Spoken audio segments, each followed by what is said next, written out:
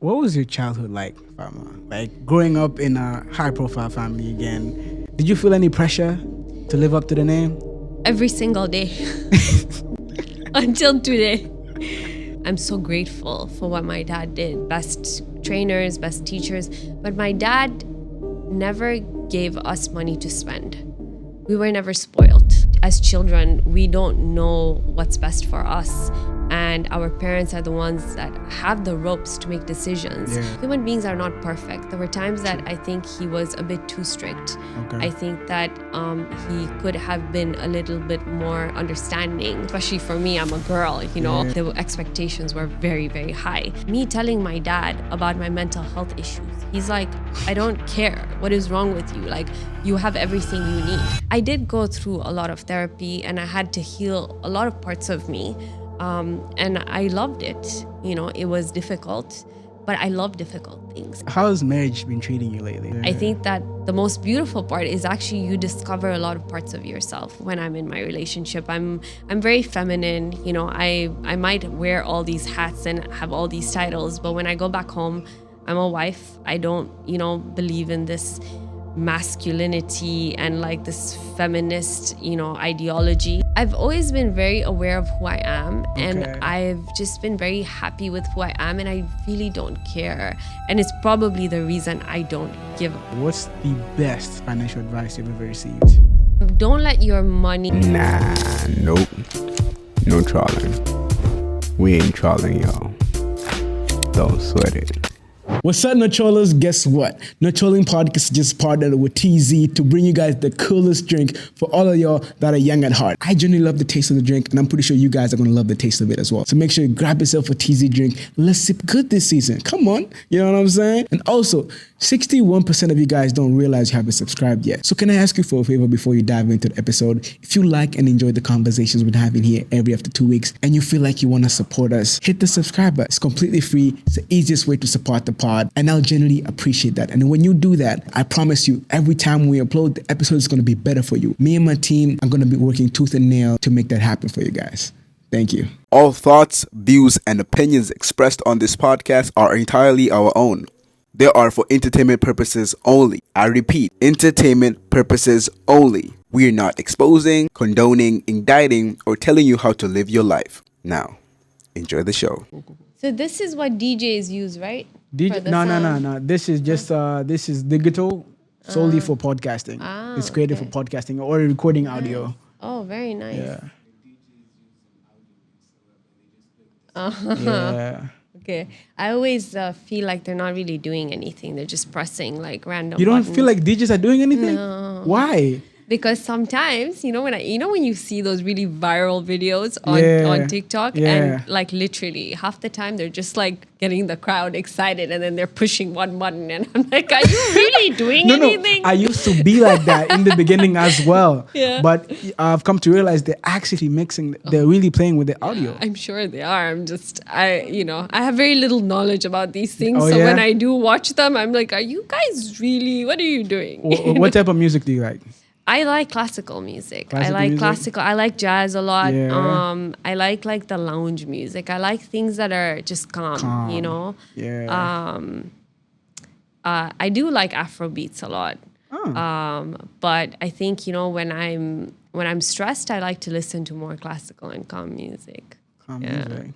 What were you listening today when you woke up? Do you listen to music when you wake up? No, I don't. What? I do not. Oh my gosh. But I do. Well, actually, when I'm putting on my makeup or I'm getting dressed, I do listen to music. But I listen to more, like I said, classical music.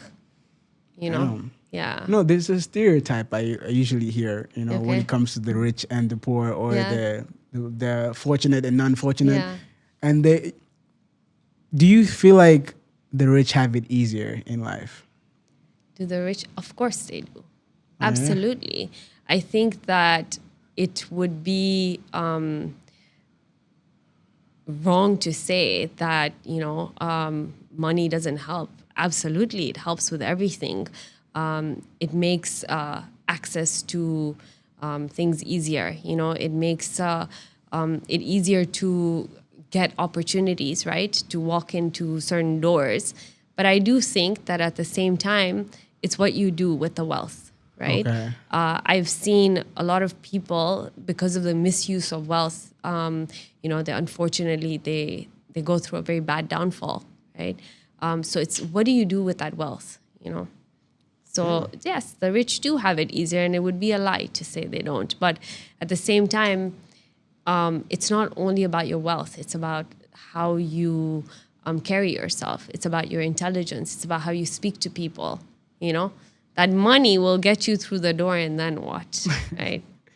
Yeah, always respecting people takes you a long way, honestly. Absolutely. Dun, dun, dun, dun, dun. Are you been listening to that new song that's trending right now? What is Alikiba it? and Bien. What is it? It's called shit. No, finale.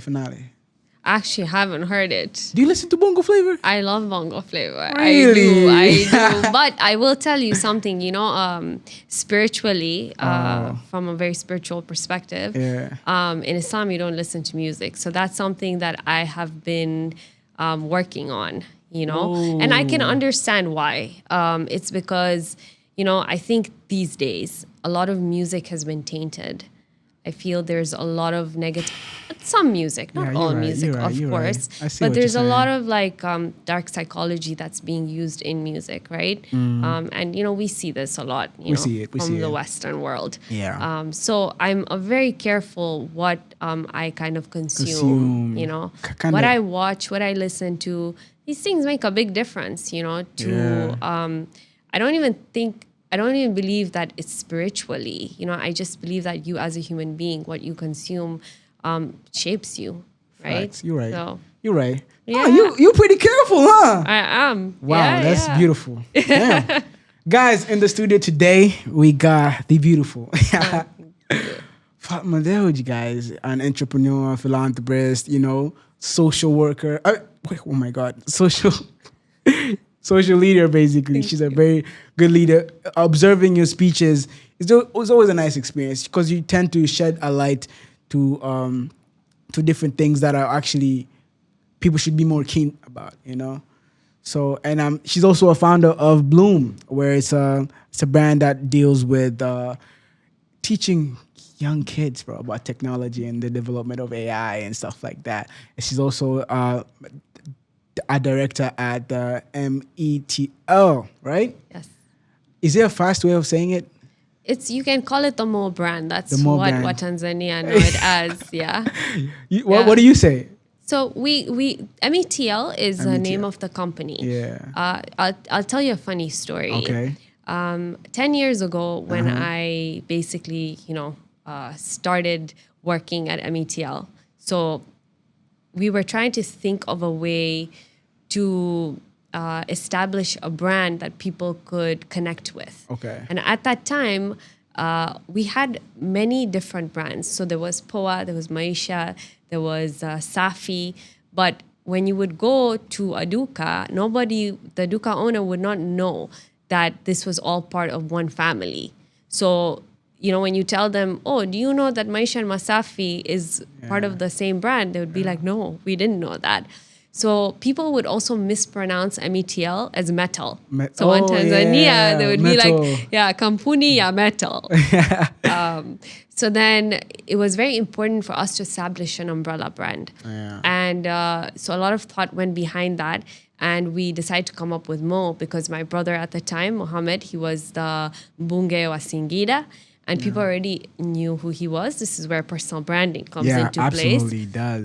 And it was a short name. It was a name someone could pick up very quickly. Yeah. And so that's why, if you go to a duka now and you say Mo, everybody knows what it is. Okay, makes sense. Fatema Dewji, welcome to the No Trolling Podcast. Thank you so much. It's nice to see you also, Sean. I think we met 5 years ago at a Coffee with Fatema creators event that I invited you for. And I just want to say that it's so nice to see how much you've grown. Thank you. You were doing podcasts on a yacht at that time.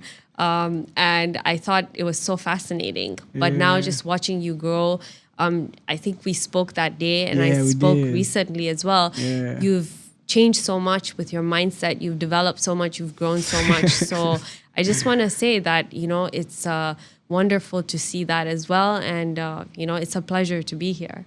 Appreciate you for coming. Actually, she's actually not that late. Actually, she was actually on time, guys. Like usually when people, I tell them my time, I give them like an hour or 30 minutes. But you're actually on time. Thank you so much. Yeah. So, Fatema, I want to know, the Dewji name is a big name, right? We all know that. But who is Fatema when nobody's watching? Who is Fatema? I would say that I'm someone who is just very grateful for the opportunities that I have to be able to wake up every day and do the things that I love.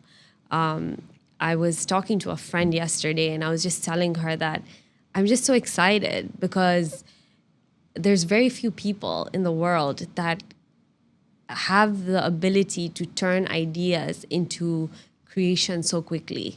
And I'm one of those people, and I'm blessed. And so every single day, I wake up and I'm excited because I can do so many cool things. And I'm part of so many cool ventures. Yeah. And so I'd just say that I'm someone who is resilient, who loves to just push myself. This weekend, there was a tournament. It was a Eid tournament. And there were 4 categories. And I was the only person out of maybe a group of 150 members that basically took part in all 4 categories. I played over 35 games in the span of 2 days. And everybody was like, you're crazy. And I was like, well, you know what? I just love to push my body so that it pushes my mind. Absolutely. Training your body does affect your mind for sure. What's something that's been taking most of your time recently? So I think I've been getting into paddle a lot. Oh. So I think what's been taking my time is training. But I would say that I'm quite balanced with my life. So I set enough time for my work, and then I have enough time for my side hustles. I have enough time for like the wonderful projects that I'm doing, for my training. But right now I'd say, I've been putting a lot of effort into training, What got you into training? So I've always been an athlete. I started playing golf at the age of 6. Whoa. So and I played at a very competitive level. I was one of the top female golfers in Tanzania. I went to play varsity golf at Georgetown. I competed nationally, internationally. And so I've always been like an athlete. And it's just, I think when you're an athlete, it changes who you become. You are no longer just someone who just waits for things. You chase them. You chase them, your mental toughness, you push yourself. It teaches you how to lose, how to be a good loser, because you're going to always win, right? Of course. So I think the beauty is that it's just, it's made me who I am today. I think that, and that's the number one advice I would give to parents is get your children into a sport at a young age, because it will define who they become. Wow. Yeah. How about if you're just like not really into sports like that, but you train your body? Absolutely. That's Training in any form is a discipline. Okay. And discipline in life is fundamental, right? Yeah. It is a form of self-love. It's self-discipline. So if you're training your body, that means you're respecting yourself and you're loving yourself. And it will always trickle down into other parts of your life as well, right? Yeah. Because fundamentally, my belief is how you do one thing is how you do everything. Yeah. So if you train hard and you take care of your body, you're going to have the same respect in your relationships, in your friendships, in your business, in your work, in your life. Did you actually test that out? What's a test? When you say how you treat one thing is low-key kind of the way you treat the other things. Absolutely. I think that I have seen how I am, and I have seen a lot of the people I've grown up with, a lot of my Yeah. friends. And I've realized that, again, I'm very privileged. I'm very blessed. You know, golf is not a cheap sport, right? Oh, yeah. My dad got us a trainer. You know, he got us golf clubs. But my dad is also a very military style man. So there's no Okay. messing around. Okay. You are training your 3-4 hours a day, every single day. You know, Yeah. I remember that my dad bought us a golf net at home, and every night before I went to sleep, I hit 200 golf balls. Okay, with the coach, and this went on for maybe 10, 15 years. So the consistency, right? The Yeah, persistence. yeah. So that has now obviously trickled down into everything else. Very simple example, this weekend, Yeah. everybody was asking me, how did you do it? Like 4 categories, 2 days, you played all these tournaments. Mentally, it would take a big toll on you, right? And Yeah. physically. But I think that this is where it kicks in, right? What you have, it's who you become then, right? Because you've done it for so many years, it's who you become. And then it becomes easy when you're, when you're going through life. So definitely how you do one thing is how you're going to do everything. Makes sense, when you put it like that. Yeah. I see what you're saying. Yeah. What was your childhood like, Fatema? Like growing up in a high-profile family again, did you feel any pressure to live up to the name? So very interestingly, my dad, he had money, obviously, growing Okay, up. yeah. We all went to an international school. Yeah. We were very blessed in every way. Okay. Best trainers, best teachers. But my dad never gave us money to spend. We were never spoiled. So what that means is, this wasn't like, you're going and holidaying every month, right? Yeah. Or, oh, dad, I want a new car, right? Yeah. These were things that didn't happen in my house. Okay. There was a lot of expectation because my dad is someone who wanted his kids to be very high achievers. Okay. So there was also a part of keep pushing, keep pushing, keep pushing. And then, sometimes nothing is enough, right? Like you just have to do better and better and better. And when you don't perform, sometimes the reaction we got was difficult to process as a child because we came from a very high performing family. We are talking about playing tournaments every single weekend. The concept of going to a friend's house was just like not there because there was no time. We were on a rigid schedule. I think that when you look at rich kids today, it's a very different concept to how I grew up. I think people don't understand that. Really? We didn't grow up like that. We grew up in a military home where we were basically on a very regimented schedule. Yeah. Do you feel like you're going to raise your kids if you decide to have any the same way? 100%. 100%. I am so grateful for what my dad did. I think that as children, we don't know what's best for us.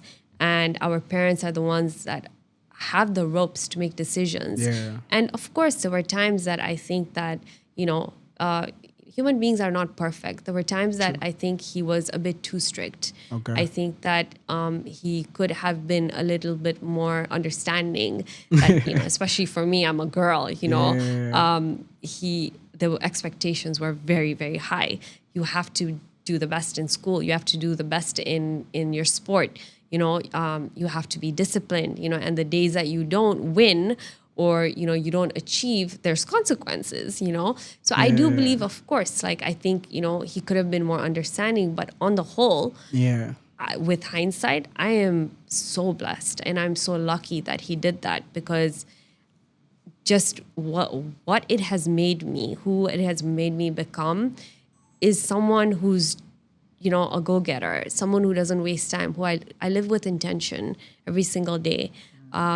I believe very much in discipline and respecting your time and your schedule. What's something from your childhood that shaped the woman you are today? My mother and the way that she balanced everything in the home. My mom is someone who, as a leader today, I got my heart from her. My mom came from a very humble home. They actually grew up in a jungle. My mom's family, a very poor family. And, when she married my dad, she, until today, reminds us that please know, that who you are, and make sure that you have the humility to be, your authentic self. Do not be arrogant. And this is something that I've taken with me throughout my life. It's the reason that I'm able to connect with people. I think that arrogance is, she said something to us very early on, and she said, if I ever hear that any of you guys have disrespected someone or you are arrogant, because like you said, Dewji, you come from a wealthy family. She said, I don't care how old you are, I will slap you. Yeah.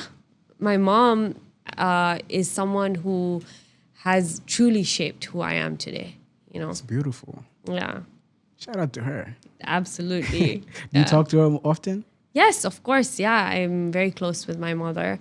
And again, she keeps giving me lessons, on life. Sometimes, even though, I'm older now, she's still a mom, and she's still strict about certain moms things. Are always moms. Yeah. And I respect that, and I love her, and I'm so blessed to be able to spend time with my parents, to take care of them, because we don't know how long we have, with our parents. And so what a blessing to be able to do that. What does success mean to you personally? If you had asked me 10 years ago, I would have probably told you it's like all the titles, and it's, all the recognition and all the brands I've built.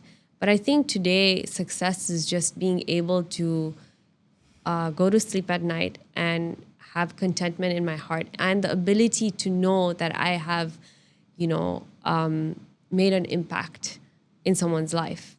And I remind myself of that every single day, that it's just the ability to be able to have an impact, in someone else's life. Okay, success obviously means like financial freedom, Absolutely, yeah. Yeah. So how does that look to you, being financially free? Yeah. What next? Financially free. How many cars, houses, things are you going to buy, right? How much are you going to consume? And especially now, you have to be more and more careful, because that's the agenda that's set out there, a consumeristic culture where people just are more and more greedy. Now, of course, I do love my brands. I like wearing clothes. I love fashion. But fundamentally, I think that what keeps me going is just the idea that I'm able to impact another human being, right? And I think that's where purpose kicks in, right? Yeah. Damn. Sometimes I wonder what type of person I would be when I'm financially free, because at the moment, I'm a guy who's very persistent, very consistent, very determined to achieve the goals I've set for myself. But I feel like for me to keep the same vibe that I have, like the hustling mentality, my own core, is to surround myself with amazing people. Because I feel like if you isolate yourself, it's so easy to lose yourself. Yeah. And let's say you're financially free and you're isolated in a tower somewhere, you kind of become a weird person. Just think about how kings and queens were back in the day. Very isolated. That's why they looked like they were arrogant. They have no personality. They're so rude to their servants. So I feel like surrounding yourself with people who are like amazing, even when you're financially free, it will keep you intact, I think. Oh, 100%. Yeah. I agree with you. I think that, that's where human connection is so important, right? Yeah. And I do like to look at it from another perspective as well, that yes, surround yourself with people, but maybe because I'm 10 years older than you, I can say this. Surround yourself with the right people. Of course. Yeah. Of course. I think that I've learned very much in the last few years to just enjoy my own company as well. You know, my social battery is not as alive as it used to be. I Yeah. feel like I'm now understanding who I am. So my boundaries are getting a lot more thicker in many Okay. ways. And Yeah. I don't really waste my time with, people's situations that I feel, are not in alignment with who I am or who I'm becoming, Okay. So Yeah. absolutely. I think that, and I talk about this in a lot of my books as well, that, having the right people in your life is fundamental. Actually a study was done that what kills you is isolation. Yeah. Right? So absolutely. But be intentional with the people that you're with as well. Oh yeah. Yeah. I know that all too well. Like when I said earlier, surround yourself with people, I did not mean entirely like, oh, I have a lot of friends. I have few friends. I can count my friends in one hand, So for me, what I meant was just people who bring the best out of you. My social battery is shit as well. I can't lie. Like I don't even go out to parties like that, Ever been to a party, Fatma?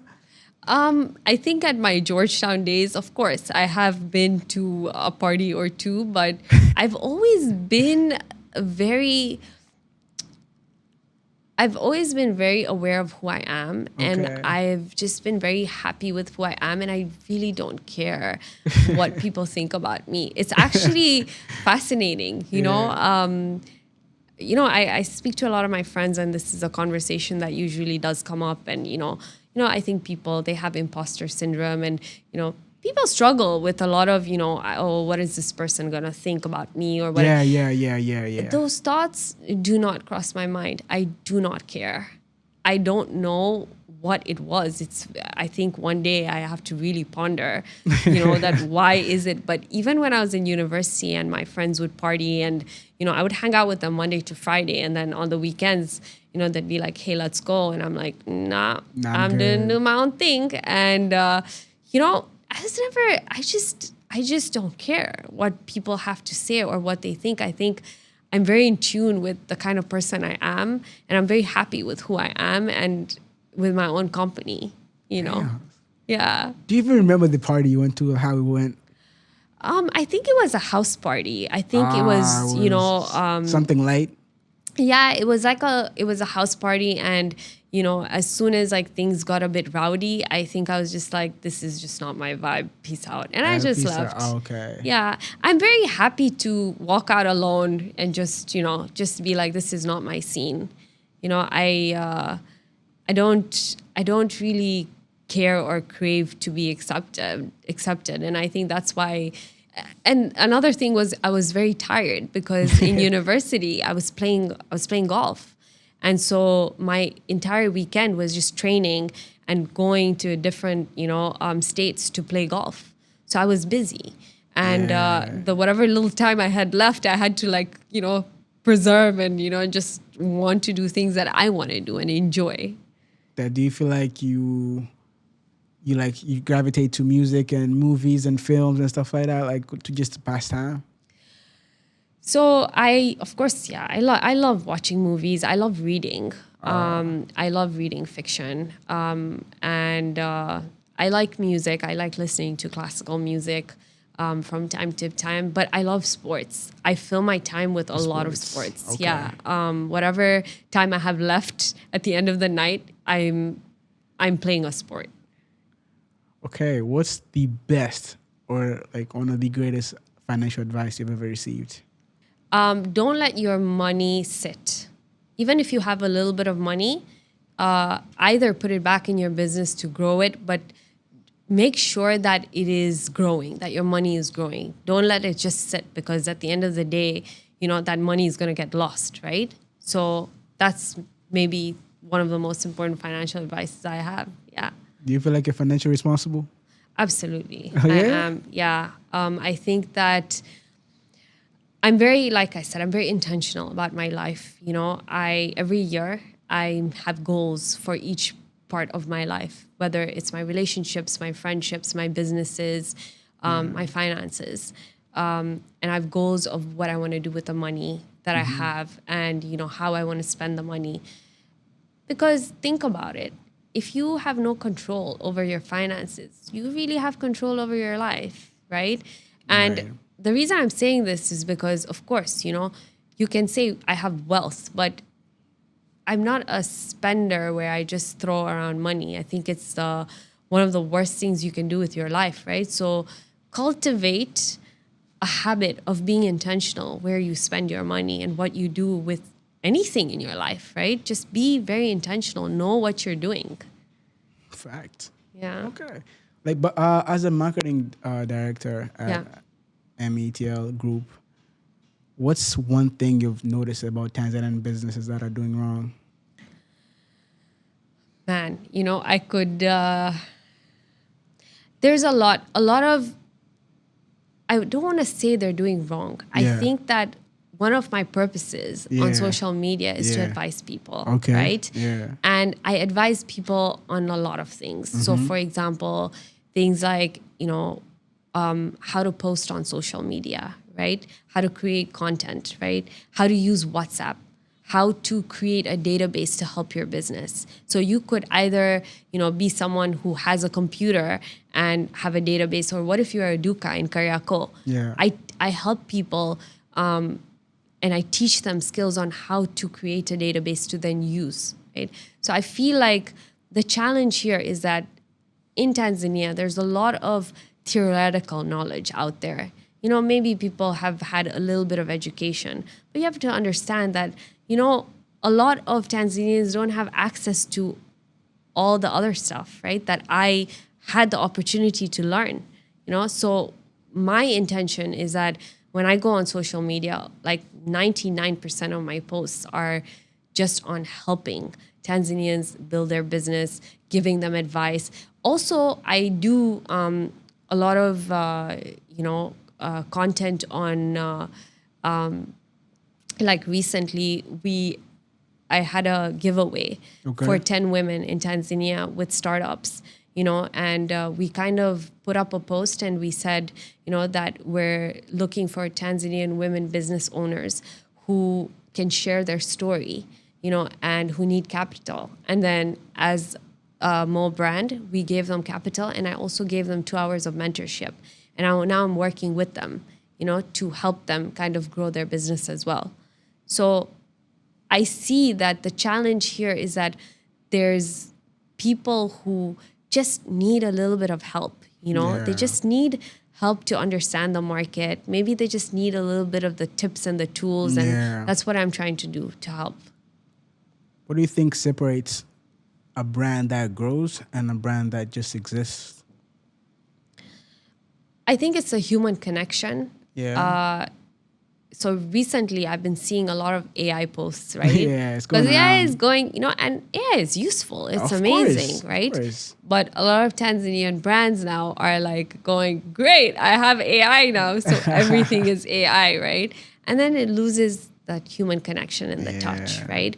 So my advice would be, post more on like user-generated content, right? Okay. Post more storytelling, talk about your brand, talk about your story, talk about behind the scenes, talk about the process of, how you got your brand from point A to point B, talk about the user journey, right? It's not so much about, you just post a picture of your product and say, buy here. No one's going to buy it, right? They want to connect with you, right? They want to be able to see themselves in you, right? And in your brand. So that's something that I feel separates a great brand from a mediocre brand, is that ability to engage with the consumer. Even asking questions, like Yeah. ask people questions and let them tell you how they feel in the comment section and then respond. Do you know how many people I see where they'll post such a wonderful post and then there's like 1,000 comments and they don't even respond? I respond to each and every comment on my social media posts. I Whoa. read each comment and I respond to it because that, for me, is my market research. If people are out there and they're telling me, hey, Fatima, I really love this post, but I would really love to know what are some ideas to start a business with little capital? Yeah. Boom, that's my next post. So use your comment section to figure out your next step. Use your social media to do market research. You don't need big budgets. You just need to engage with your customers. Yeah. When it comes to digital marketing, what's the biggest lesson that you had to learn the hard way? I think it's that nothing great is going to happen overnight. I built my brand over 15 years. Okay? The reason people are buying my books, paying for my consultations, that they trust my brand is because for the last 15 years, I've documented my journey. Okay? I started documenting from like the first time I entered the office, and I had a little office in the corner. And, and at that time, I didn't know anything about marketing. I'm a finance major, and I documented the lessons I learned, and I documented the campaigns that we did and what went well and what didn't go well. And then I was like, oh, wow, actually, a lot of Tanzanians are struggling. They don't know about how to market in Tanzania because whatever's online or whatever's taught is about marketing in the West. So then I wrote my first book, and then I wrote my second book, and then my third book. And now I've written 10 books, right? But how did that happen? It's through consistency. You have to keep showing up. How is someone going to trust you if you post one day and then kimya for 10 days or 2 weeks or 3 weeks? Be consistent, and document your journey. Document your journey. I feel like that's so crucial. Yeah. Documenting your journey is something me and my friends always talk. One of my friends, we always talk about it. Like, even when you do an event or you do something, make sure you document it. Every piece of content affects your brand. Absolutely. And, I did it mostly also for self-belief reasons. Yeah. When I started working, I felt very... I was forced to come back to Tanzania because my dad needed help, right? And I actually wanted to go and study Middle Eastern studies. And I wanted to do a master's in Middle Eastern studies. And my dad's like, no, I need your help. Come back after your graduation. So I came back and I was miserable. I was working in finance. I was sitting at a desk, at the oil refinery. And I absolutely disliked my work. And at that time, I had a very low opinion of myself as well because, sometimes, things people say to you, you've come back, you feel like that's not really what you wanted to study. But I've always, like I said, because of the sports, because of my childhood, been very resilient. Yeah. And I'm someone who doesn't give up. Like, I will make sure that if I'm not happy, I will find a way to be happy, right? So that's when I discovered marketing. And I posted because when people would tell me, you're not good enough or whatever, that self-belief came from my post because I'm like, actually, I did this campaign. Actually, I achieved this. Actually, I did really well here. Yeah. Wow, I learned something here. So that also helped build who I am now. Documenting your journey. Yeah. It does. I feel like when you see your own growth, sometimes you don't believe it until I don't know, you see that at a far distant view, man. So, because for the longest time, I dealt with the fact that I didn't understand my worth. I was doing this pod, I was doing content for the longest. I've been doing this for 3 years now. The podcast, we just celebrated 3-year anniversary on the pod. Congratulations! Thank you. So, I always forget I'm actually impactful sometimes, until I kept my guy Jordan kept reminding me. Some of my friends, they're like, "Yo, Sean, do you know who you are, bro? You actually changing the game." I'm like, nah, you know what I mean? So I'm like, I'm just chill. I just enjoy this. I'm just doing it for the sake of me, so I can learn and for my audience to learn as well. But then after I started going outside, interacting with people, I realized people are actually paying attention. And now it's not just fun and games anymore. We got to get serious. We got to get more and more crucial and critical in our research and in our questions, in how the people we invite. So yeah, so that's when I made up my mind so that this year I'm gonna sit one-to-one with every guest I get, and we're gonna talk about things that have put them in the position they are today. That's wonderful. And I want to ask you, do you feel now that you have a better self-concept Yeah. and better self-belief? I feel like I can say it's the best, but it's better than how it used to be. I'm very, very confident in my work. I'm very, very confident in the craft and the community I'm building. And this confidence has put me in rooms or in a stage which has made me understand myself better as a man, and become a better leader.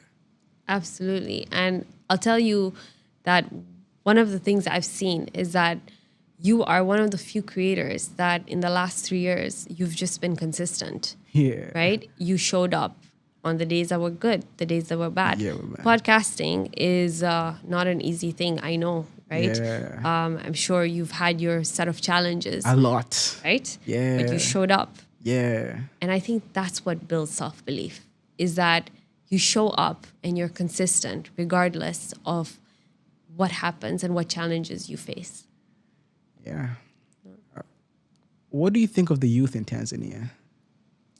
I think that the youth are brilliant, they're intelligent, Yeah. that have so much potential, but I also think they're distracted.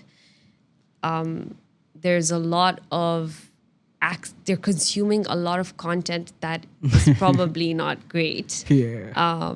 And I think that they want things, they want to achieve things very quickly, and they don't want to go through the pain of the process. Yeah. I've noticed that as well. A lot of people like shortcuts. But I don't blame anyone. I blame the agenda. I blame the fact that, social media has done this to the youth, right? And it's very easy for you to say, well, yeah, take accountability. But as an impressionable 13, 14-year-old child, if this agenda is set there to make your concentration span really small, if the agenda is set to, there's content everywhere that, you shouldn't be consuming as a 13, 14-year-old child, Yeah. there's responsibility on both sides, right? Yeah. So I do believe that there's so much potential, but I would say that just lock in, be very, very particular about what you consume as a youth, because it's going to literally dictate your life. Yeah, managing your consumption of content or whatever is on the internet, because there's no limit right now. There's no filter. You cannot withhold information to a child, No. or just a young guy or a young person, to the youth. First of all, I always say that create more than you consume, right? So whenever you want to consume content, create it, okay? And number two, our brain is not supposed to be taking in so many different views. Our brain is not supposed to be infiltrated with so many different pieces of content from different places, right? Because this is what desensitizes you. This is what kills your creativity, right? This is what, from a tribal mindset, you're only supposed to care about the 10, 12 people in your village. You're not supposed to care about thousands of different people. Exactly. So what is it doing to your brain, right? Think about it. So this is why youth right now are struggling. I do a lot of youth mentorship, I know, right? Imposter syndrome. I don't feel good enough. My friends are doing better, right? Yeah. I want this next new thing that's come out, and if I don't get it, I'm not good enough. I there's something lacking in me. So absolutely, I think that to the youth, if you're watching, please be very careful what you consume, because it's going to dictate the next 10, 20, 30 years of your life.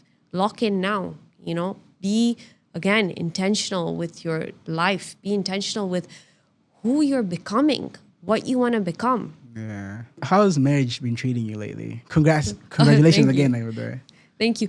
I love being married. I think that marriage is a very beautiful, it's a very beautiful journey to be on. Yeah. I think that the most beautiful part is actually you discover a lot of parts of yourself.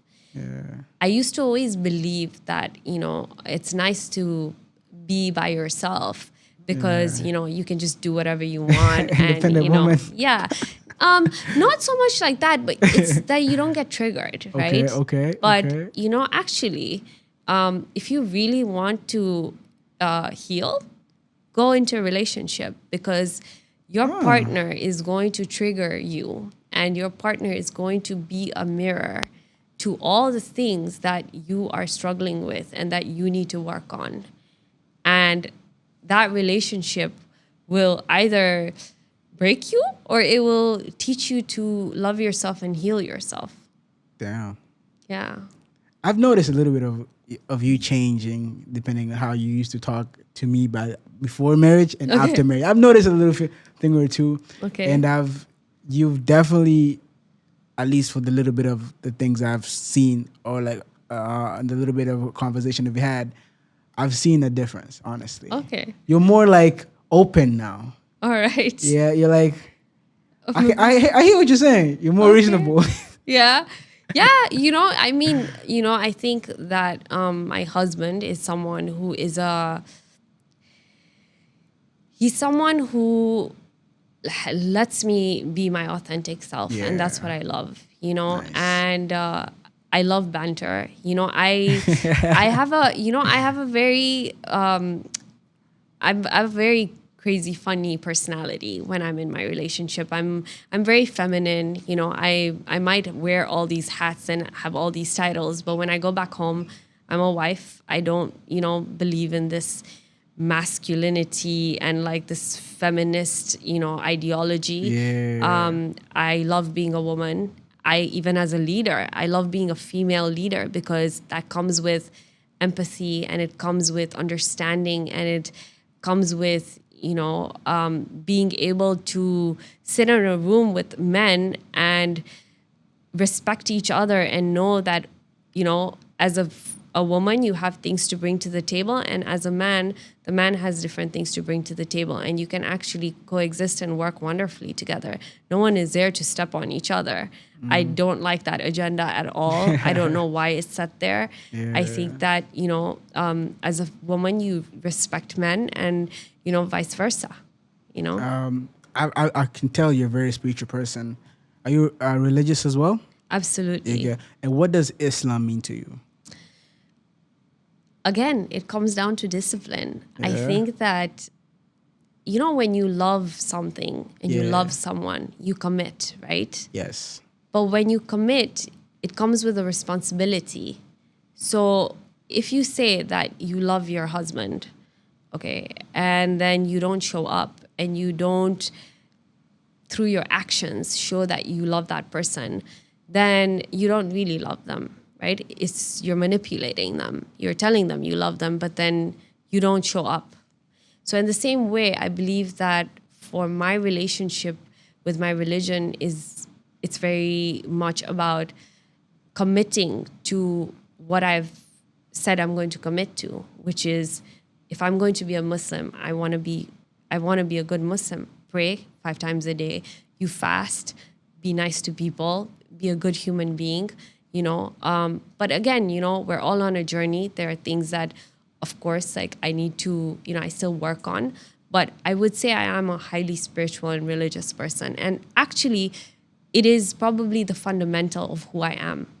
If I was to tell you what my self-concept is, it would first begin with God.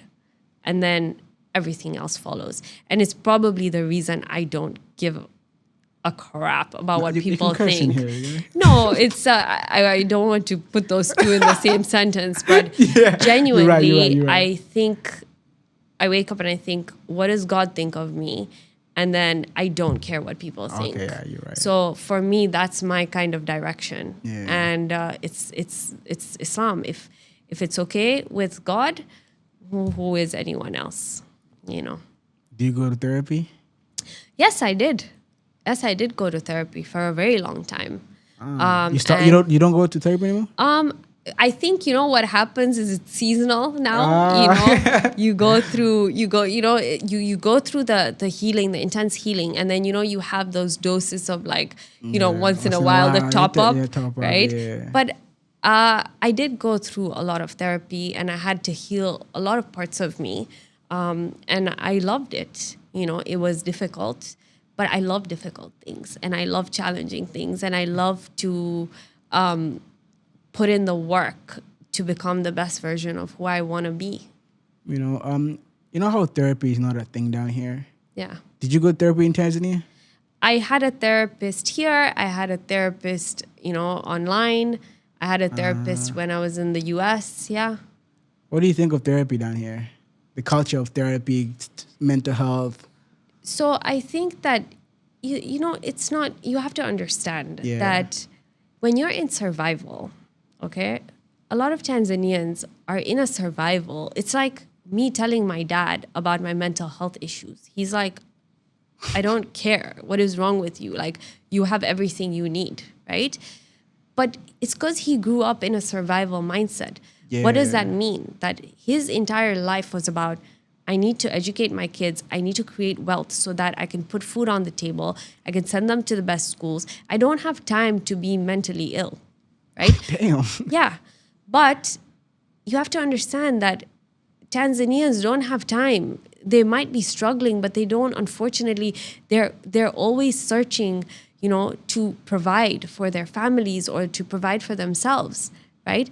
But I do feel that now that maybe, where people are, the middle class might be growing, there should be more understanding of what mental health is, what people are struggling with. But I'm not saying that it doesn't exist. I'm saying that when you are poor, right, you don't have the concept of that I am struggling.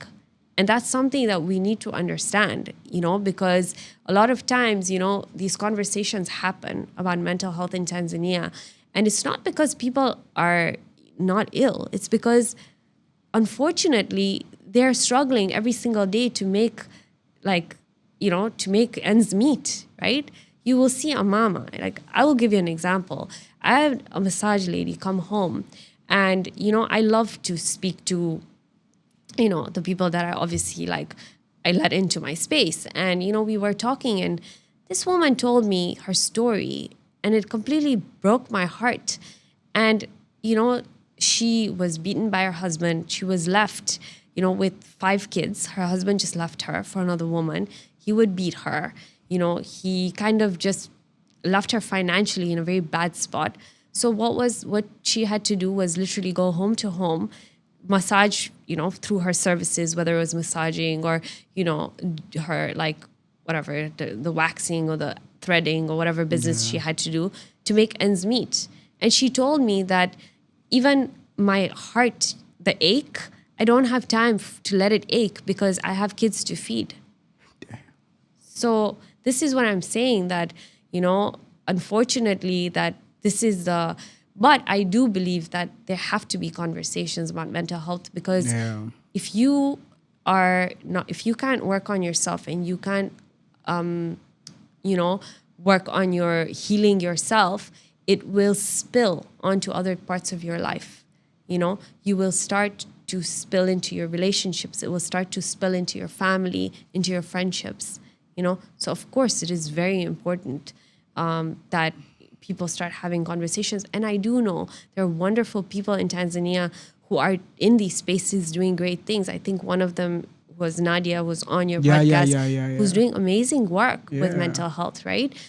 So there are people who are in that capacity doing great work. And I think that 100%, it is probably one of the most important parts of a person's life is their mental health. Yeah, right? absolutely. Have you ever dealt with narcissistic people in your life?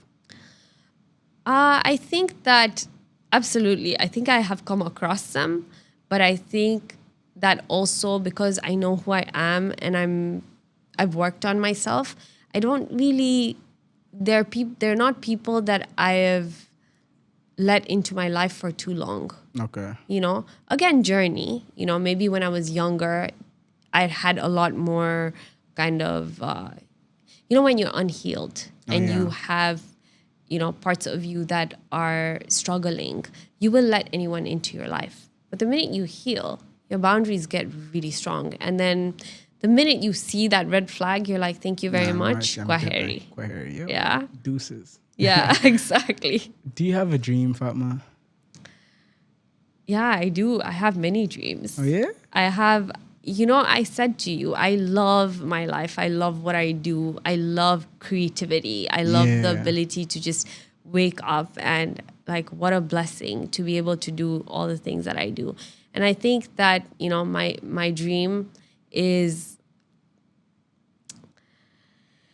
where can I start with my dream? I have dreams for Bloom Hub. I have dreams for the Mo brand. I have dreams for my own life. You know, But let's start with you. I'm talking about you. My own personal dream. Yeah. I want to, I took a sabbatical and I went to study Arabic in Lebanon. Okay. And then I went and studied Arabic for 3 months in Egypt. Okay. My dream would just be to travel and to study language, you know, and to just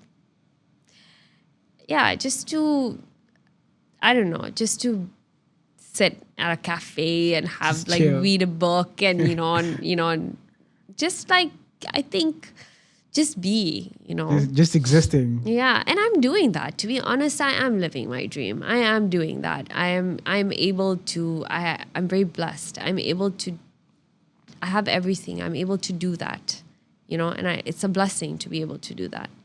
Beautiful. No? I want to play a game with you. Sure. Yeah, so I want to get to know your Tzee side. Are you mixed?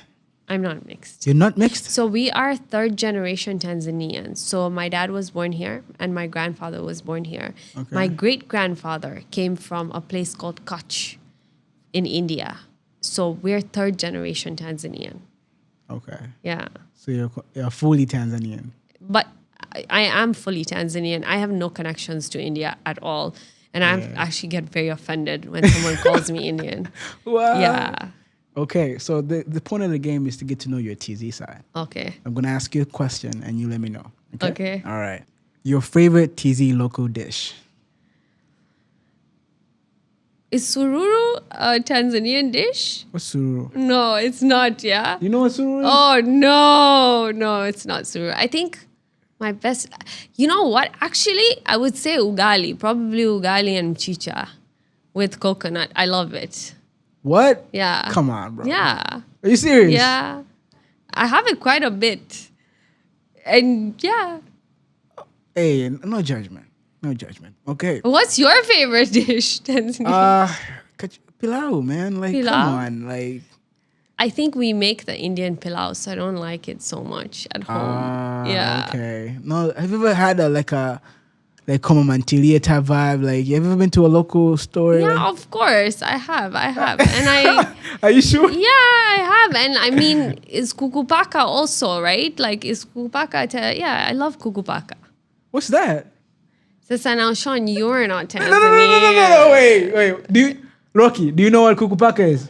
It's a fusion. So kukupaka is actually more of a fusion dish. It's like a coconut curry, chicken curry. It can be fish or kuku, like coconut curry you can have it with rice, right? Yeah. So curry. Kukupaka is curry. Yeah, coconut curry. Yeah. Okay, I know curry, but I didn't know it was called Yeah, kukupaka. Sasa Sean, I think... Yeah. Because yeah. every episode I discover new things and I'm like, why do I not know these things? Like people troll me for that every single time, bro. Okay, you go to Tzee slang. Man. Giving you slang, Fatma? Maybe give me one. I don't really have one. I don't have one. Okay, I'm going to give you my favorite slang. Tell me. Nakubali. Nakubali. Yeah. Isn't that Idris's slang? No, that's me. Are you sure? What do you mean, Idris? Oh. No, what was his? What was his? He put it on his profile. So remember, I printed when I did a podcast with him. I also printed it on his T-shirt. What was it? I forgot, but I like that one. Nakubali is just like it's so easy for me. It goes with everything. Like Yeah. when I like something like Nakubali, you know, Okay. you know what I mean. So it's just like it's swag. You know, I think it's the age difference. It's the age difference. Yeah, that's why the slang is just not slanging. Okay, that's why I wanted to know your slang. I don't have a slang. I really don't. I don't have an English slang for to be honest. You know. Well, it is what it is at the end of the day. That's why we want to get to know you more better. Okay. Yeah. So your Tzee Bongo favorite classic. Classic. Yeah, Bongo favorite. You know classic. Cinderella by Ali Kiba? Ali Kiba, Oh yeah. my god, Yeah, I that's used to love it. And you know when you watch the YouTube video, it Yeah. literally looks like from like the 1930s because the YouTube video, like he even looks so young. Yeah. But I love that song. Cinderella is a Yeah. classic. I like that one too. It's Yeah. in my playlist actually. Is it? Yeah, my Yeah. Bongo flavor classics. Okay, the last one. Which Tzee snack deserve more global recognition? Tanzanian snack. Yeah, that deserves like global recognition. Ooh. I think chips my eye. Oh yeah? Yeah, I do because honestly, I do have that quite a bit. Yeah, I feel like Yeah. every entrepreneur has that. Yeah, Yeah. Chips in my eye. Yeah. It never goes wrong. it doesn't. And you know the best thing is you can have it at any time of the day. Yeah. That's my favorite part. Yeah. I feel like Yeah. for me, something I can eat morning for like breakfast, dinner, lunch, supper is chicken. Fried chicken. Fried chicken. Yeah. Here, Sean, you know what? I think I gotta test you on your Tanzanian. That's fried chicken sounds like KFC, bro. No KFC. Like I mean like lemon pepper like grilled. I love chicken. I grew up around poultry, so Oh, did you? yeah. Okay. So I was raised with chicken, so I eat them a lot. Okay. Kind of That's crazy good. eating or something that raised you. But yeah. Hey gang, don't go anywhere just yet. We still got more of the No Trolling podcast coming out.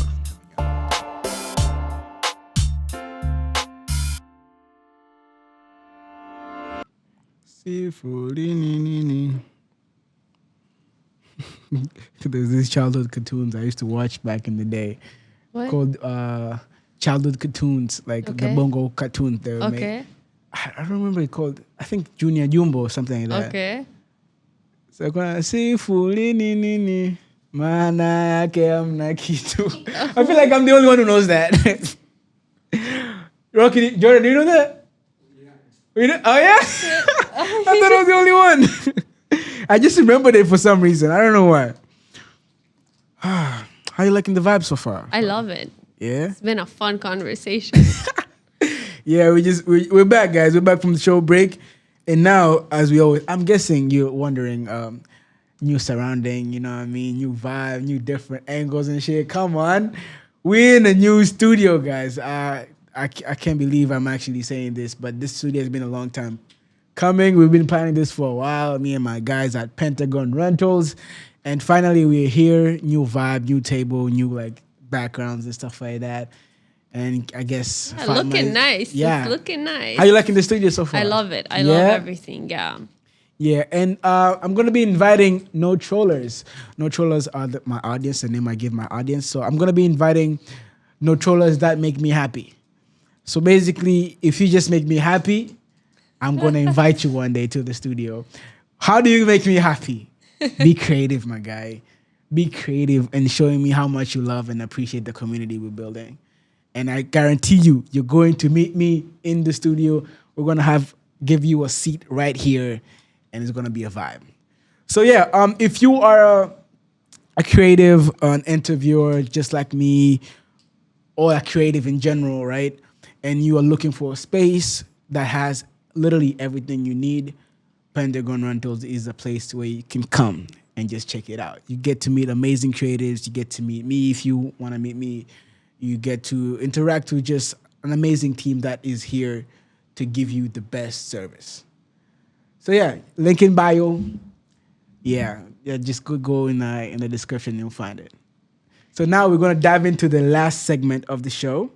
It's called the No Trolling Questions. Cool.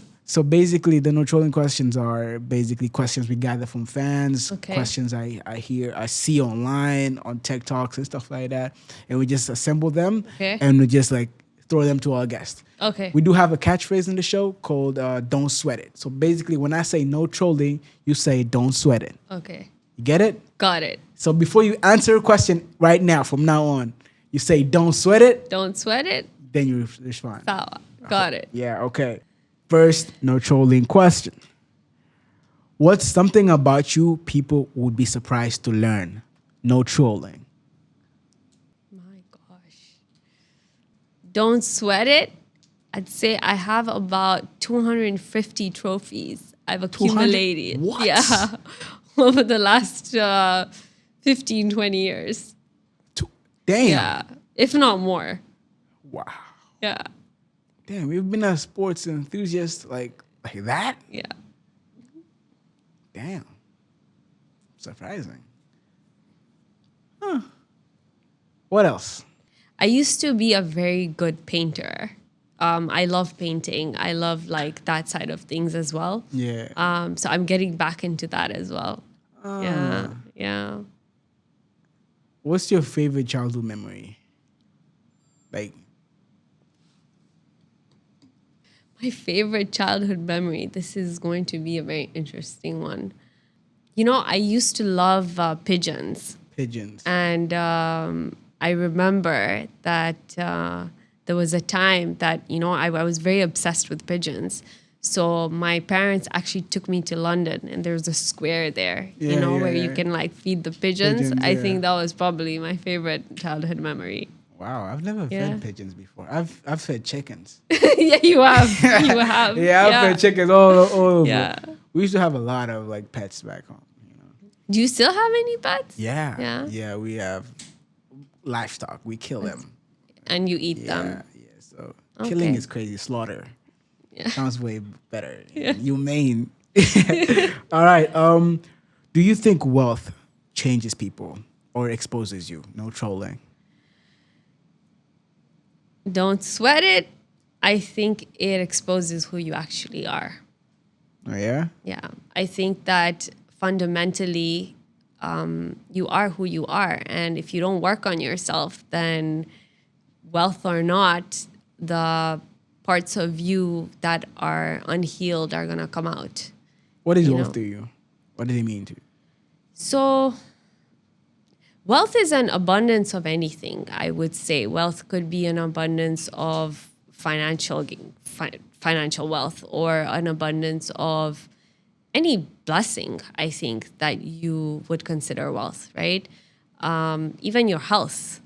So, yeah, I think that at the end of the day, if you are someone who is unhealed, it's going to expose parts of you that might, not be great. Have you ever wanted to walk away from expectations from your family or trolling? Every single day until today. But it's your family, and you Yeah. can't cut off ties with your family. And expectations are not always wrong. Oh yeah. I think that, in a relationship, there has to be an expectation, because that's how you form a relationship. Like I said, otherwise it's a manipulation. There has to be some contractual, it's a contract. Every relationship is a contract of some form, right? Yeah. So this whole idea these days that you're like, well, our family is not supposed to expect anything from us, and nah, bullshit. Yeah. Okay. No. As a sister, you have expectations from your brother, and your brother has expectations from you. As a parent, you have expectations from your children, and they expect. But through mutual respect, it's not Yeah. just one way. Who's somebody in your family you're very close with? My brother, Hussein, Okay. he is the director of sales. And I'm the youngest. So it's my sister, there's 4 boys, and then it's me. So he is 6 years older than me. And he's also a very avid athlete, very good pickleball player, paddle player, golf player. So Yeah. we've played all the sports together. We also work very closely together because he's in sales, I'm in marketing. Yeah, we hang out. We have very similar personalities. Yeah, very good human being, very humble guy. Yeah, and we just get along really well. Beautiful. Yeah. Me and my siblings, I feel like I'm close to. Yeah, I'm close with all of them. Yeah. Is it fair if I say I have a favorite? Is it fair? I think that you could have someone that I don't have a favorite either. I feel that I have a connection, a different connection with all my siblings. So my relationship with I don't each have a one favorite is as very well, yeah. different. Yeah. Okay. But it's very close. It's just different. Just different vibe. Yeah. Favorite. But I hear children, parents have their favorite child. Oh yeah, 100%. 100%. Who was the favorite person in the family? For my mom, it's probably my brother Mo. Okay. And you know, and my sister, the two oldest. But I think nowadays I am the favorite. I'd like to think. Growing up, it was more in your sister. Yeah. Okay. Yeah. I feel But like- you know, she says one thing. What? My mom says when we ask her, she's like, "Do you see these 5 fingers? Yeah. They're all the same.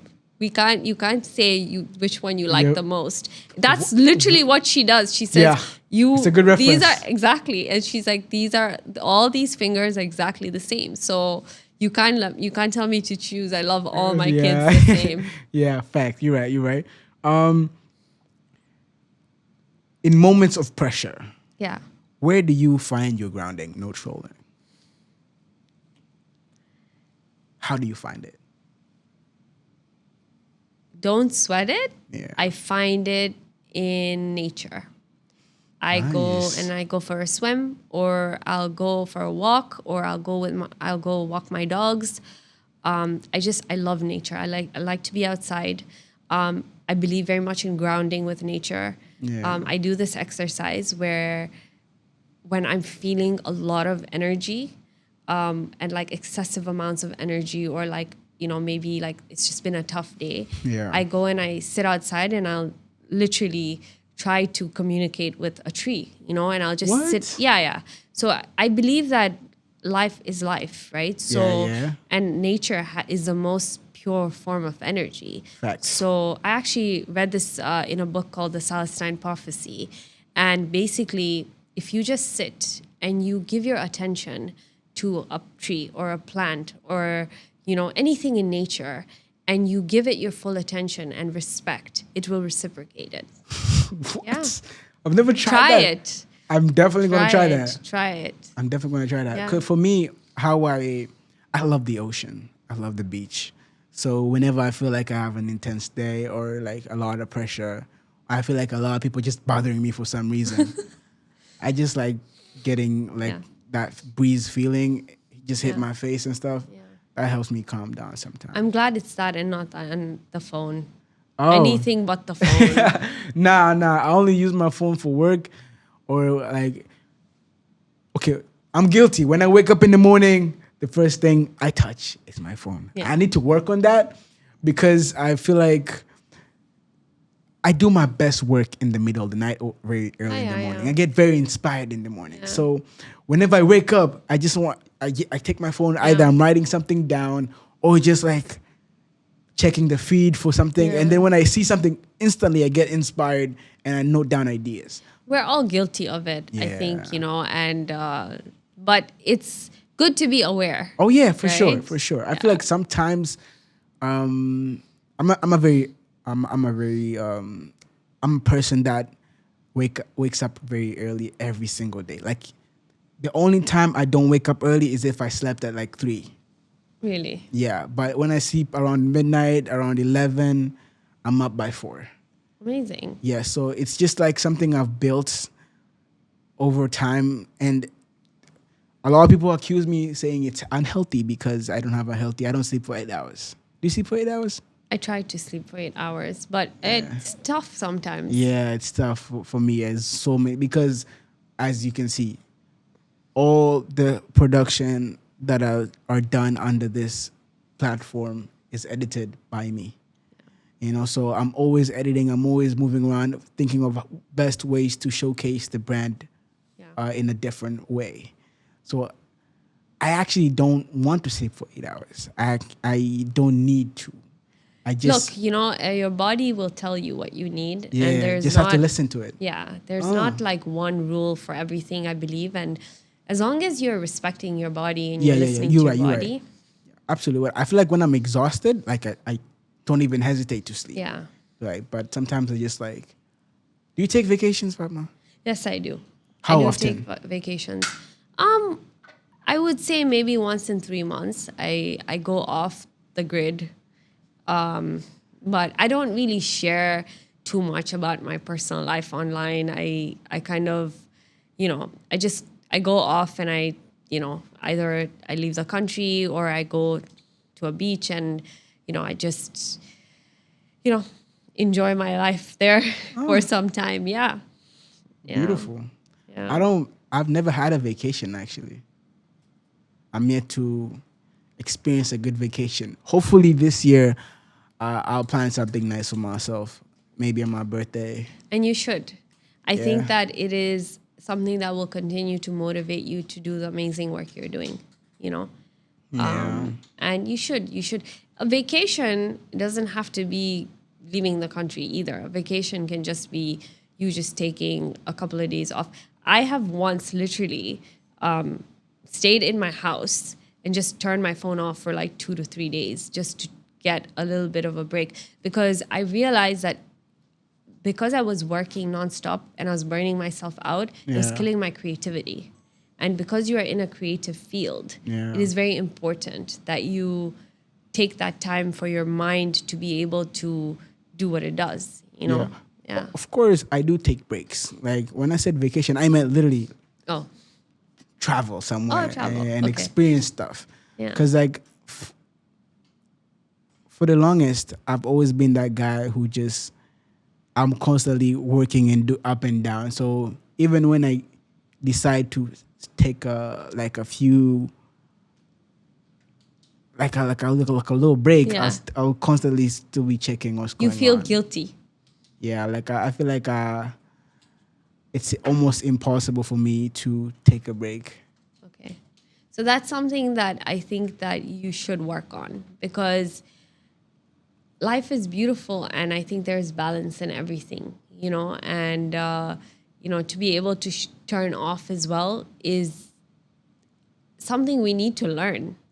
It is a skill we need to learn. I think being constantly stimulated is not the best for us. So learn to shut down and just shut off, because like I said, it helps your creativity. It helps build your brain as well. It helps you to think outside, to look at things from a different perspective. Sometimes, we're so set in our ways and we're like, I want this, I want this, I want this.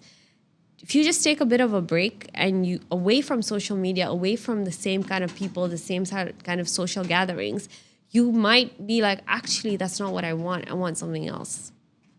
You're That's right. how Bloom Hub started. Yeah. It just started because I actually took a vacation, and I'm someone who, likes to really look at how people are building things and what's happening. And, it was very interesting because there were people online who were, talking about how, what is the next step for Tanzania and, what is missing. And I was having a conversation with someone and they were talking about how they were in France and they had built a STEM lab and, how AI is taking over. And I was like, okay, that's amazing. I want to introduce something similar to Tanzania. Okay. So, yeah. All right. So before I let you go, Fatma, Yeah. I got one last question for you. Sure.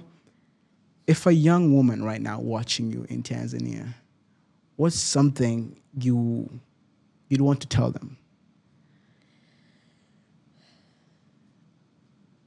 I would tell them that believe in yourself, believe in the fact that you can achieve anything you want to. I do understand that a lot of, again, I come from a different position, a different background, and that people have constraints, with their capital and with their journeys. But I would say that, that it's important that you maybe find a mentor, find someone you look up to, message them, try to connect with people that you want to become, follow people you want to become. And I would say that reach out to them, find ways to reach that goal that you want to reach, but figure out what it is that you want to do, believe in yourself, be consistent with those steps. And yeah, I would say that just know that, there is beauty in the journey. And sometimes it's the most difficult journeys that make the most beautiful stories. Yeah. I like that. Yeah. Well, that was it for today, guys. Yeah. Oh, and I apologize. I never announced what episode this is. This is episode 86. I always forget to announce it in the beginning because I try to be in character for my audience or for my guest. But it was a beautiful time. Thank you for pulling up. Thank you for sharing us your journey, your childhood, how you go about life. And to my surprise, she's an athlete, guys. Like, you are really in there. Like, I thought you just had a hobby of it. No. But to discover that about you is actually nice. Thank you so much. It was a pleasure, Sean, and I wish you all the best. I can Thank you. see that, you're going to go very far. And just be consistent and keep doing what you do. Keep believing in yourself. And I know that there's going to be so many great things ahead for you. Beautiful. Yeah. I'm praying for all that to happen. Absolutely. But until next time, gang. Peace Thank out. you. All right.